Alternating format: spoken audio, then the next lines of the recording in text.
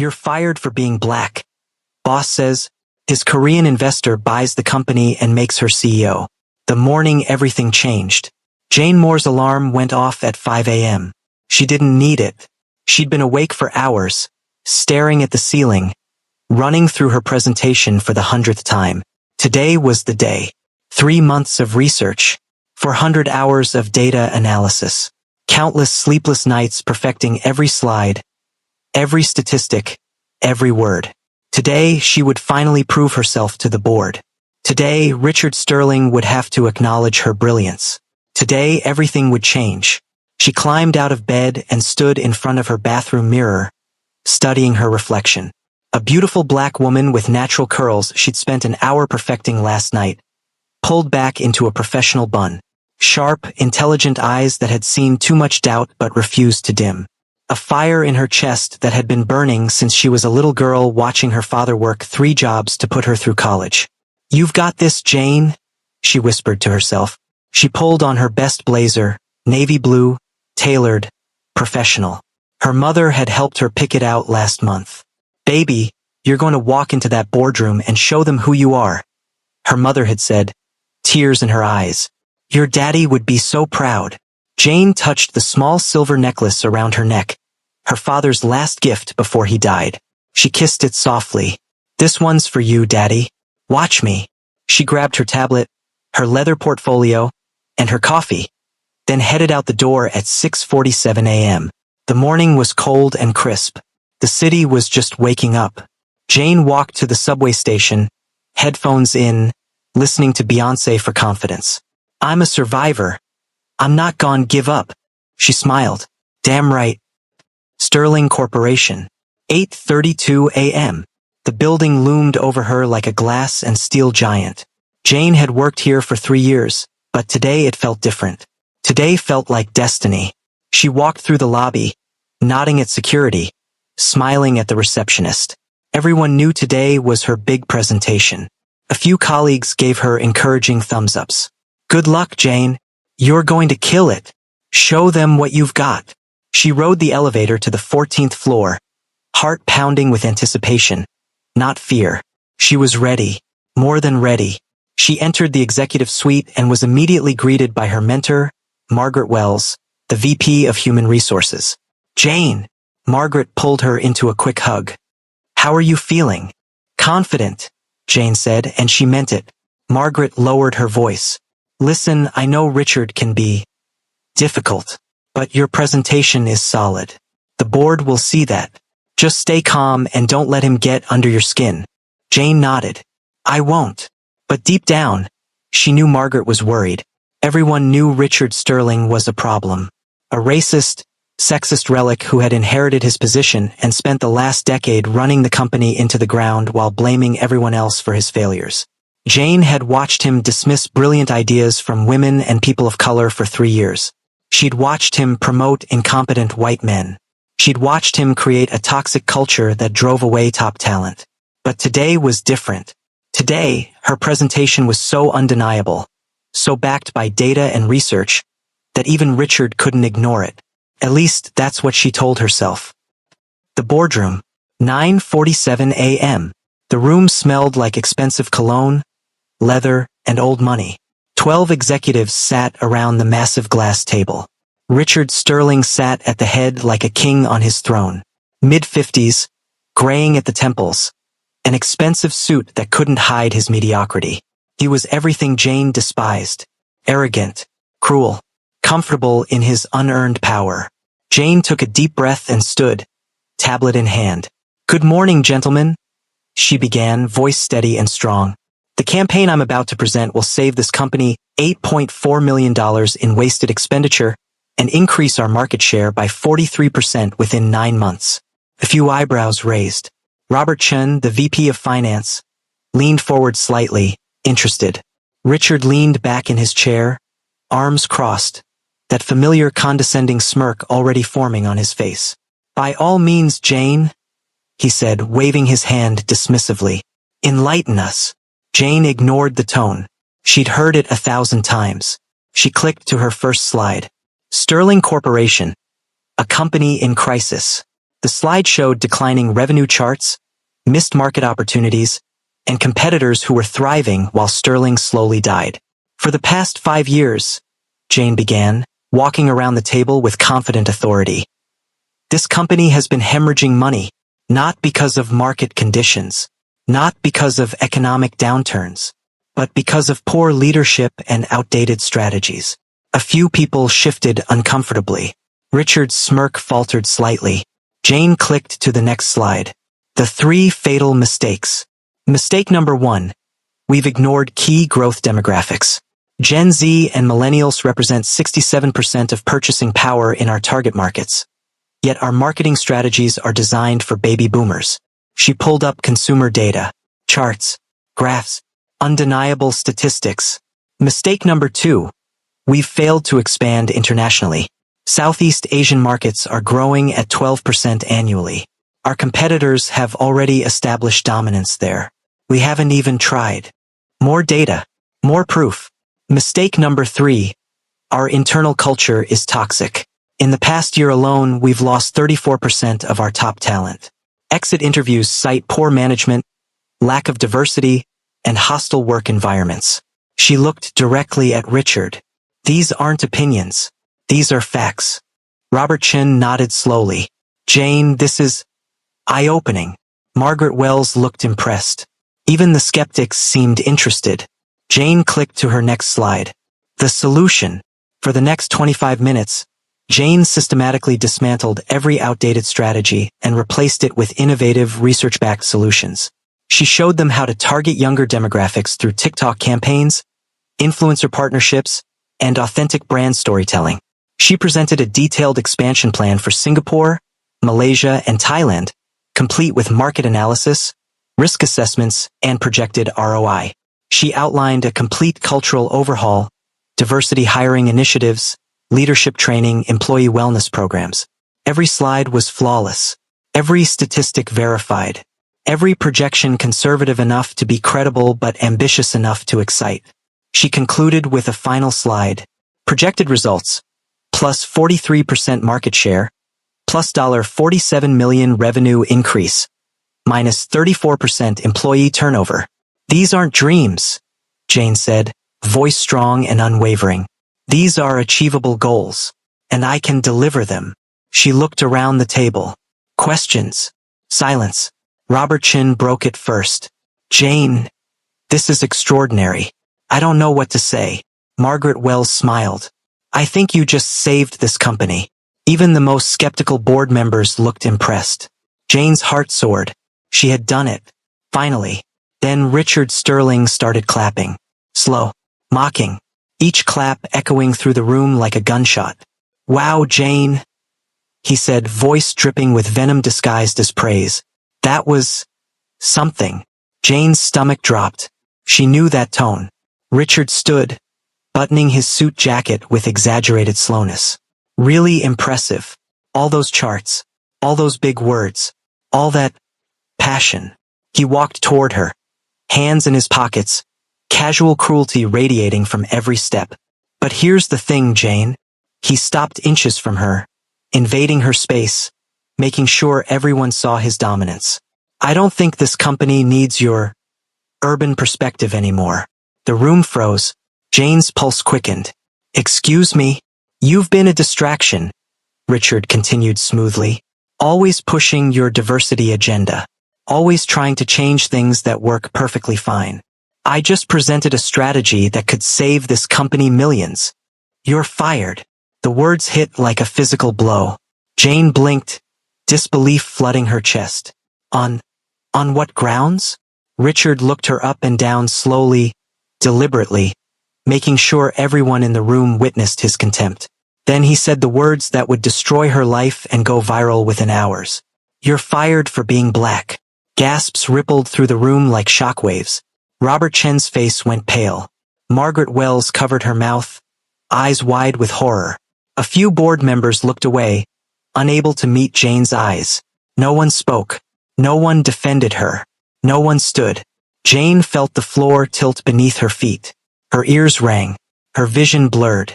Rage, humiliation, shock, betrayal. All of it crashed into her at once, stealing her breath, crushing her chest. You can't, she stammered. Security, Richard called, not even looking at her anymore, dismissing her like trash. Escort Ms. Moore out of the building. Immediately, 2 guards appeared at the door like they'd been waiting for this exact moment. Jane stood frozen, fists clenched, heart hammering, mind screaming. This isn't happening. This can't be happening. Don't make this harder than it needs to be, Richard said with a smile that made her skin crawl. Jane looked around the room desperately, at Robert, who had just called her presentation extraordinary but now couldn't meet her eyes, at Margaret, her mentor, who had tears streaming down her face but said nothing, at the board members who had nodded along with her ideas but now sat in cowardly silence. Say something. Somebody say something. No one did. Cowards. All of them. Jane straightened her spine with every ounce of dignity she had left. She grabbed her tablet with trembling hands and walked toward the door, head high, refusing to give them the satisfaction of seeing her break. The guards flanked her but didn't touch her. Even they seemed uncomfortable. As she passed Richard, she stopped, turned, looked him dead in the eye. I will remember this, she said quietly, voice shaking with barely controlled rage. And so will the world. Richard laughed. A cruel, dismissive sound. Good luck with that, sweetheart. The walk of shame. The hallway felt endless. Jane walked past cubicles where colleagues peeked over their computers, phones raised, recording everything. Oh my God. Is that Jane? She's being escorted out by security. Did she get fired? Someone said Richard fired her for being black. No way, that can't be real. It's on video, I just saw it. Whispers, stares, cameras. Jane kept walking, shoulders back, head high, 1 foot in front of the other. Don't cry. Don't you dare cry. Not here. Not in front of them. She pushed through the glass doors into the bright morning sun. Flash, flash, flash. Cameras everywhere. Reporters swarming like vultures who smelled blood. Ms. Moore. Ms. Moore. Is it true you were fired for racial discrimination? Jane. How do you respond to Sterling Corporation's actions? Ms. Moore. Do you plan to sue? Jane. Over here. What are you going to do next? She didn't answer. Couldn't answer. Her throat was too tight. Her chest too heavy. She pushed through the crowd, ignoring the shouted questions, the flashing cameras, the microphones shoved in her face. She reached her car, fumbled with her keys, finally got the door open. The moment it closed, she broke. Sobs tore from her chest. Violent, uncontrollable, the kind of crying that shakes your entire body and steals your breath. She gripped the steering wheel, gasping for air, drowning in humiliation and rage. Her phone started buzzing. Text messages flooding in. Jane. Oh my God. I just saw what happened. I'm so sorry. That was horrible. Are you okay? I can't believe Richard said that. Let me know if you need anything. Jane. I wanted to say something but I couldn't. I'm so sorry. Empty words. Useless sympathy from cowards who watched her get destroyed and did nothing. Then her mother called. Jane answered, voice cracking. Mama. Baby, I just saw it. I saw the whole thing. Someone posted a video and it's everywhere. Jane's stomach dropped. It's already online? Yes, baby. It's going viral. Jane closed her eyes, fresh tears spilling down her cheeks. Her mother's voice was fierce. Listen to me. This is not your ending. You hear me? This is not your ending, Jane. That man is evil and the world is going to see it. You are brilliant. You are strong. And you are going to rise from this. Mama. My career is over, Jane whispered. No one's going to hire me after this. Then you make your own way, her mother said firmly. Your daddy didn't raise no quitter. You hear me? Jane nodded, even though her mother couldn't see her. I hear you. I love you, baby. I love you too, Mama. Jane hung up and sat in her car for another 20 minutes, crying until she had no tears left. Then she drove home in numb silence. 3 weeks later, Jane's tiny apartment felt like a prison. She sat on her couch in sweatpants and an old t-shirt, laptop open, staring at the screen with hollow eyes. The video had 28 million views. Hashtag Justice for Jane was trending worldwide. News outlets had covered it. Think pieces had been written. Protests had been organized outside Sterling Corporation. But none of it mattered. Because Jane couldn't get a job. 62 applications sent. 62 rejections received. We've decided to move forward with other candidates. While your qualifications are impressive, we don't feel you're the right fit at this time. We're concerned about the controversy surrounding your previous employment. We appreciate your interest, but we've chosen to pursue other options. She was blacklisted. Toxic. The woman who caused a scandal.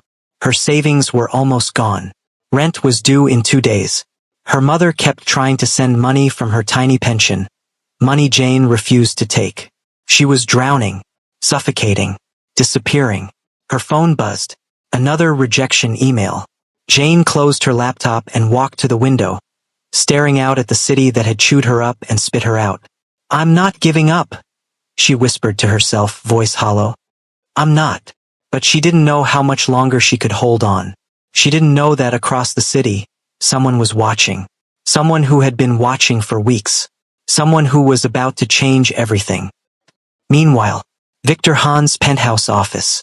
Victor Hahn stood by the floor-to-ceiling windows of his penthouse, the city sprawling beneath him like a kingdom he'd conquered with ruthless precision. He was watching the video, again, for the 89th time. His sharp, calculating eyes studied every frame. Jane's confidence as she walked into that boardroom, the brilliance of her presentation, the fire in her eyes as she defended her ideas, and then Richard Sterling's words, caught on camera for the world to see. You're fired for being black. Victor's jaw tightened. His fingers drummed once against the glass. He had built an empire from nothing. He'd crushed competitors across 3 continents. He was feared in boardrooms from Seoul to New York. Men twice his age trembled when he entered a room.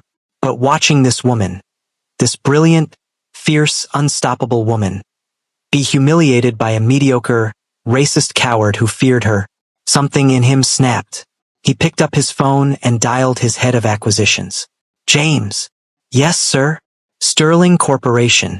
I want a full report on my desk in 2 hours.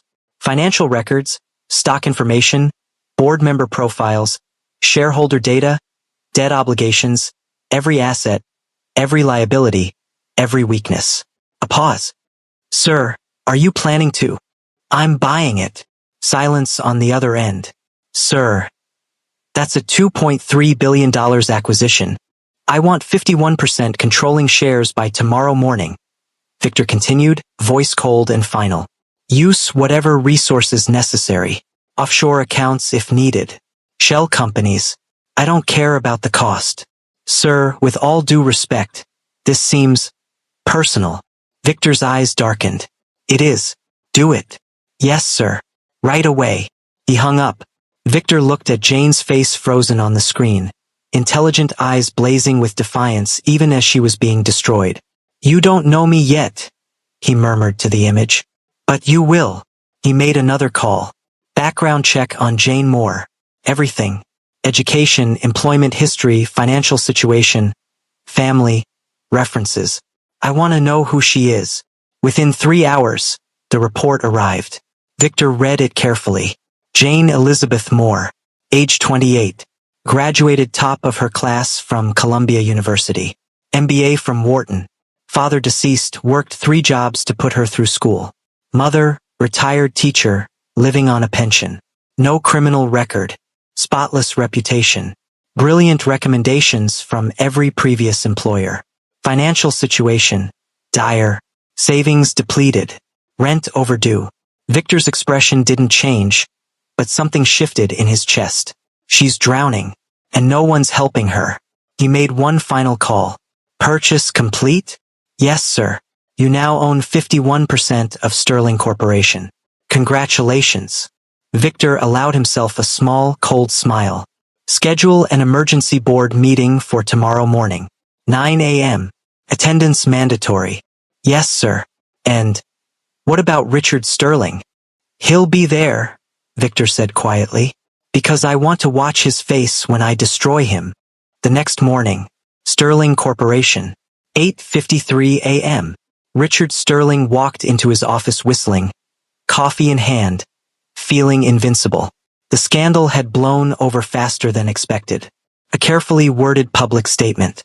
A few strategic donations to civil rights organizations for optics. The media cycle had moved on. Crisis averted. He sat down at his desk and opened his email. Then his assistant burst through the door, face ghost white, hands trembling. "Sir, we have a serious problem." Richard frowned, annoyed. "What now, Patricia?" "The board just called an emergency meeting.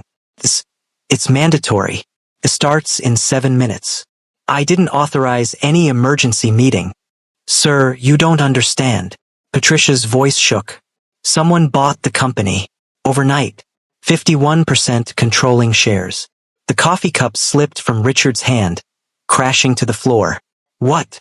"A Korean investment firm. The majority shareholder is..."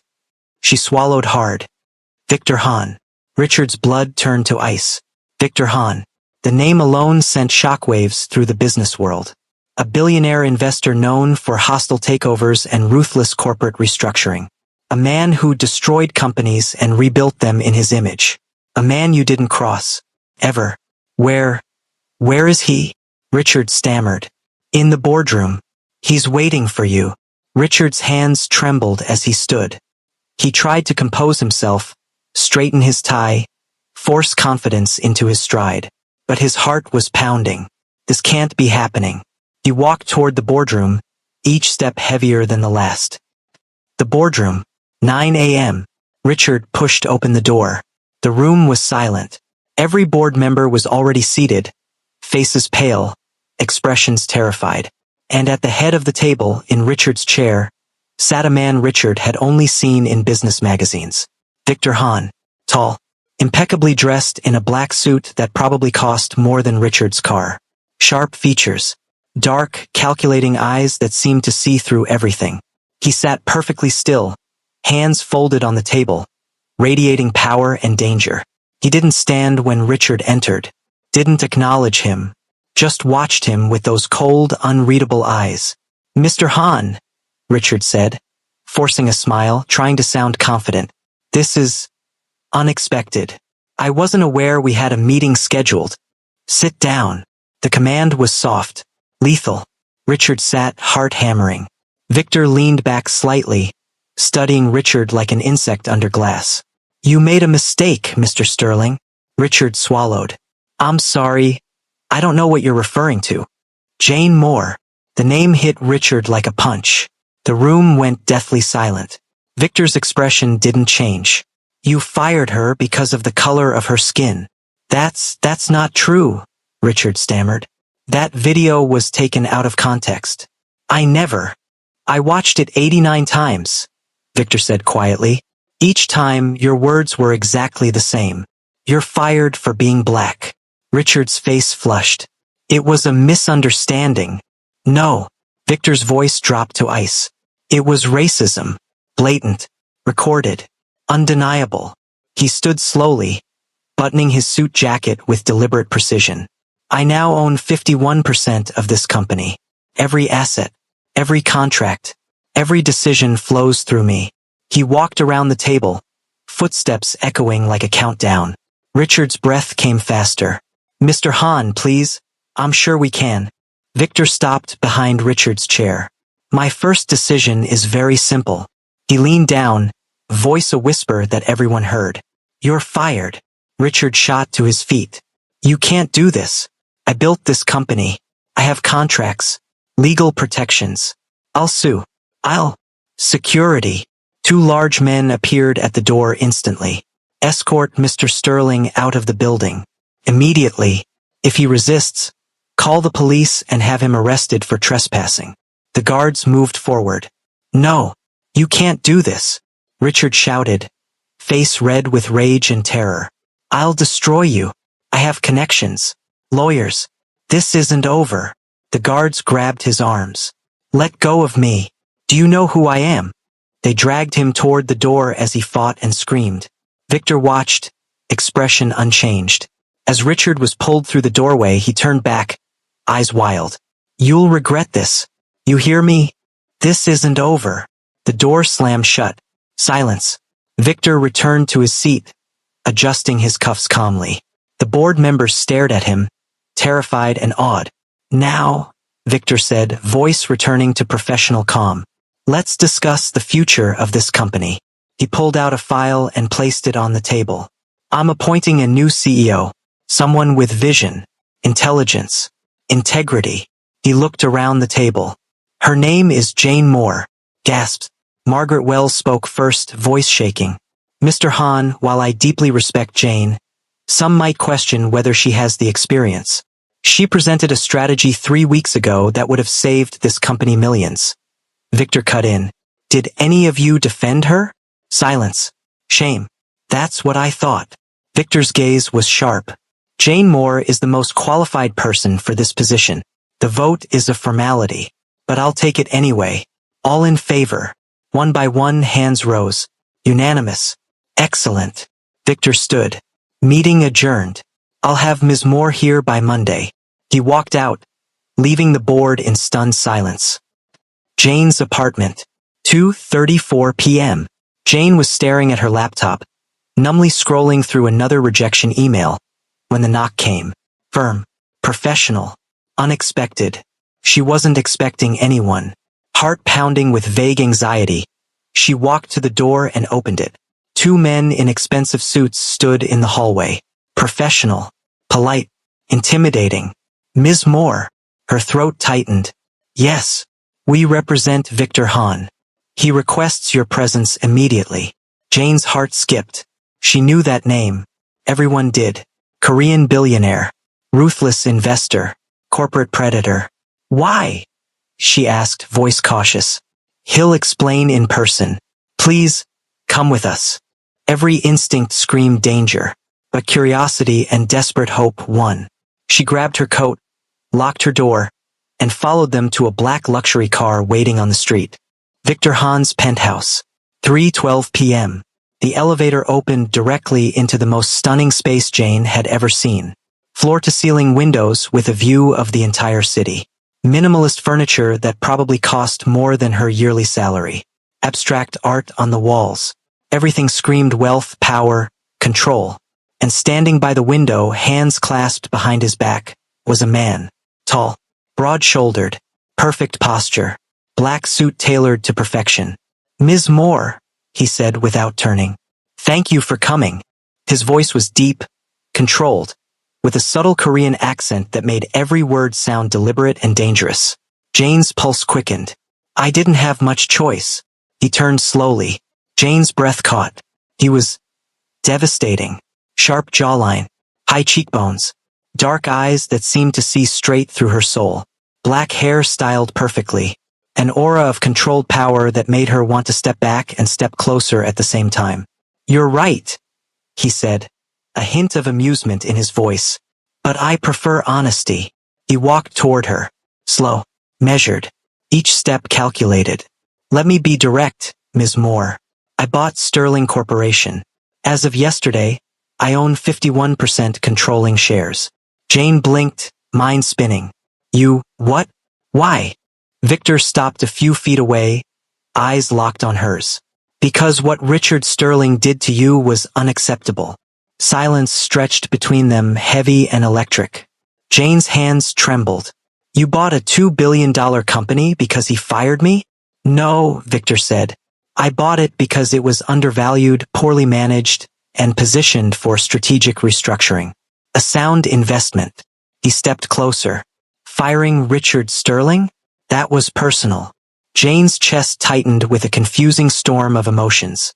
Gratitude, suspicion, disbelief, hope. What do you want from me? She whispered. Victor's gaze intensified. I want you to be CEO.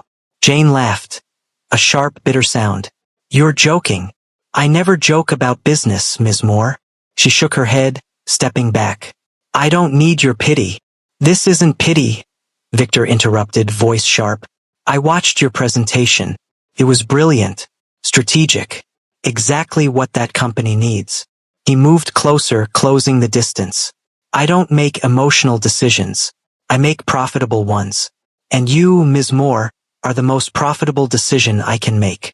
Jane's hands shook. Why should I trust you? You're a stranger. A billionaire who could destroy me with one word. How do I know this isn't manipulation? Victor's expression softened. Barely perceptible. But there. Because I'm giving you what you earned. Not charity. Not sympathy. What you deserve. Tears burned behind her eyes. She refused to let them fall. And if I say no? Then I respect your decision, Victor said. But you'll spend your life wondering what you could have built. Jane stared at him. This dangerous, unreadable man who had just turned her entire world upside down. She thought about the rejection emails. The rent she couldn't pay. Her mother's worried voice. The humiliation that still burned. And she thought about her father. What he would say. Baby girl. Never let fear make your decisions. Jane took a deep breath. When do I start? Victor's lips curved. Almost a smile. Monday morning. 8:47 a.m. Jane stood outside the building, staring up at the new sign. Hahn Corporation. Richard Sterling's legacy. Erased overnight like he never existed. Her heart hammered against her ribs. Her palms were sweaty despite the cool morning air. But she straightened her spine, adjusted her blazer, and walked through those glass doors like she owned the place. Because now she did. The lobby fell silent the moment she entered. Every head turned. Every conversation stopped. The air itself seemed to hold its breath. Then the whispers started, rippling through the space like wildfire. Is that Jane Moore? She's back. I heard she's the new CEO. No way. After what happened? Victor Hahn appointed her himself. This is insane. Jane didn't look at any of them. She kept her eyes forward, head high, walking toward the elevator with purpose and grace. The elevator doors opened. She stepped inside. Just before they closed, she heard someone whisper, "She's got guts. I'll give her that." The doors slid shut, and Jane finally exhaled. Her reflection stared back at her in the polished steel. A woman who had been broken, humiliated, thrown away like garbage just weeks ago. And now she was about to walk into the office of the man who destroyed her and claim it as her own. The elevator dinged. 14th floor. The doors opened. Victor Hahn was waiting. He stood in the hallway, hands in his pockets, dressed in a perfectly tailored charcoal suit. His dark eyes tracked her every movement as she stepped out. "Ms. Moore," he said, voice low and controlled. "Mr. Hahn," she replied, matching his formal tone. Something flickered in his eyes. Approval? Amusement? She couldn't tell. He gestured down the hallway. "Shall we?" They walked side by side toward the executive suite. Every employee they passed stopped what they were doing, stared, whispered. Jane felt every gaze like a weight on her shoulders. Every judgment. Every flicker of resentment and disbelief. She doesn't deserve this. She only got it because Victor Hahn feels guilty. This won't last. Victor's jaw tightened almost imperceptibly. He heard them too, but he said nothing, just kept walking with that calm, lethal confidence. They reached the corner office. Victor opened the door and stepped aside, letting her enter first. Jane walked in and stopped breathing. The space was magnificent. Floor-to-ceiling windows with a panoramic view of the entire city. A massive desk made of dark mahogany. Leather chairs. Modern art on the walls. Power carved into every square inch. Richard Sterling's things were gone. Completely erased. In their place, a sleek silver nameplate on the desk. Jane Moore, CEO. Her throat tightened. Tears threatened. This is real. This is actually real. Victor closed the door softly, giving her privacy.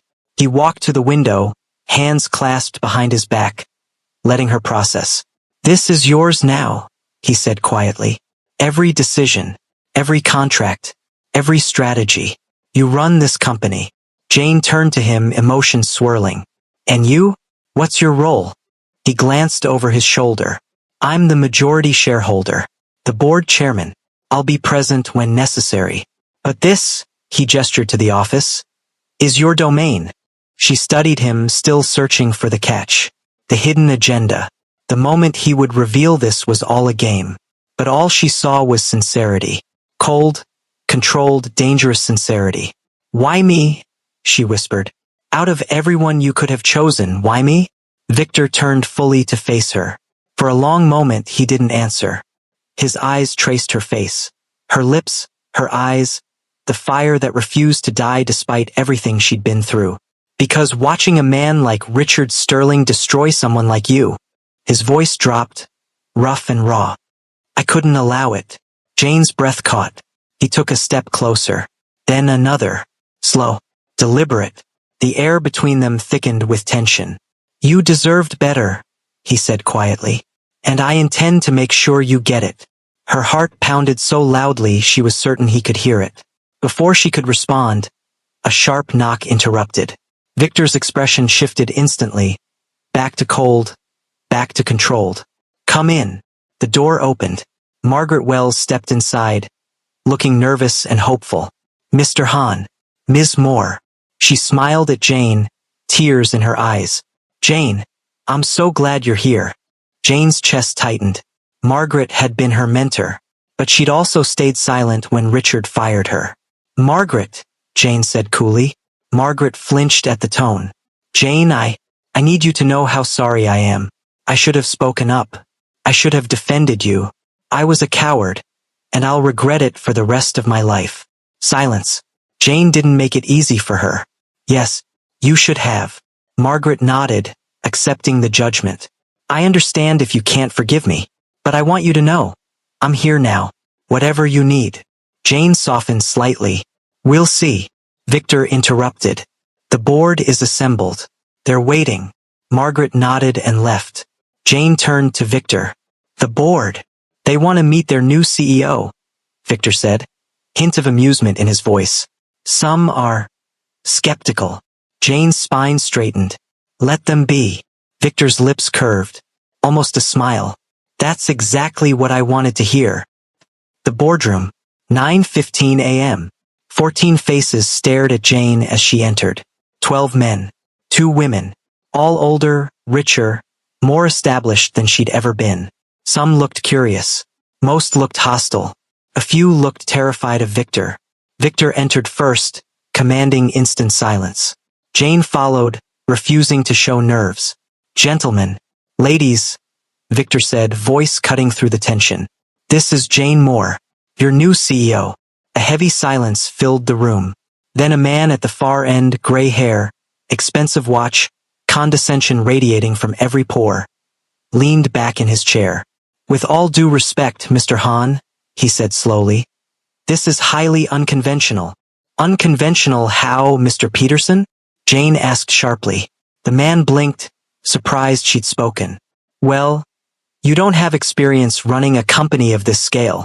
"I have 7 years of experience in marketing, strategy, and operations," Jane interrupted. "I've increased revenue for 3 different corporations by an average of 37%. I've led teams of over 200 people. I've saved companies millions in wasted expenditure." She leaned forward, eyes locked on his. "What I don't have is patience for men who underestimate me because of how I look." A few people shifted uncomfortably. Victor watched from his seat, expression unreadable. But something gleamed in his eyes. Another board member, Robert Chen, spoke up. "Ms. Moore, what's your vision for this company?" Jane didn't hesitate. She pulled out her tablet, connected to the screen, and launched the same presentation Richard Sterling had mocked. But this time she owned it. For 35 minutes, she systematically dismantled every outdated strategy and replaced it with innovative data-backed solutions.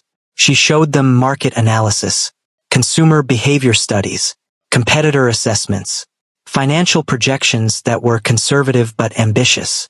She outlined plans to cut costs by 24%, expand into Southeast Asian markets, rebrand to capture younger demographics, restructure leadership to reflect diversity and innovation. Every slide was flawless, every statistic verified, every word undeniable. By the time she finished, the room was silent. Not skeptical silence, respectful silence. Mr. Peterson cleared his throat. That's exceptional, Ms. Moore." Robert Chen nodded. I think we just witnessed the future of this company. Margaret Wells smiled, tears in her eyes. Welcome back, Jane. Victor leaned forward. All in favor of confirming Jane Moore as CEO? 14 hands rose. Unanimous. Jane exhaled. She had won. 3 months later. The transformation was extraordinary. Under Jane's leadership, Han Corporation launched 3 major campaigns. Social media engagement tripled. Website traffic increased by 160%. Sales in Southeast Asian markets exceeded projections by 28%. Employee morale skyrocketed. Jane restructured the entire leadership team, firing dead weight and bringing in diverse talent. She implemented wellness programs, mental health days, and transparent promotion criteria. Exit interviews turned into retention conversations. People wanted to work there again. The company culture shifted from toxic to thriving. And through it all, Victor Han watched. He attended every major meeting, sat quietly in the back during presentations, offered advice when asked, challenged her when necessary, but he never undermined her, never overruled her, never made her feel like anything less than the leader she was. And Jane was falling. She tried to fight it, tried to keep things professional. But late nights reviewing contracts turned into long conversations about philosophy, ambition, fear. Strategy sessions turned into debates that crackled with intellectual and sexual tension. She noticed everything about him. The way his jaw tightened when he was thinking. The rare moments his control slipped and warmth flickered in his eyes. The way he looked at her when he thought she wasn't watching. And he noticed her too. She felt it constantly. The weight of his gaze. The way the air shifted when he was near.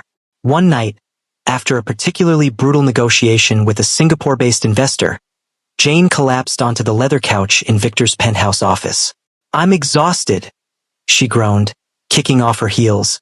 Victor poured 2 glasses of whiskey and handed her one. You handled that brilliantly. She raised an eyebrow. Just brilliantly? Exceptionally, he corrected, sitting beside her. Too close. Not close enough. Jane took a sip, letting the burn ground her. The city glittered below them, beautiful and indifferent. Can I ask you something? She said softly. Always. Why did you really buy this company? Victor's expression didn't change, but something shifted in his eyes. I told you. Strategic acquisition. That's not the whole truth, Jane pressed, turning to face him.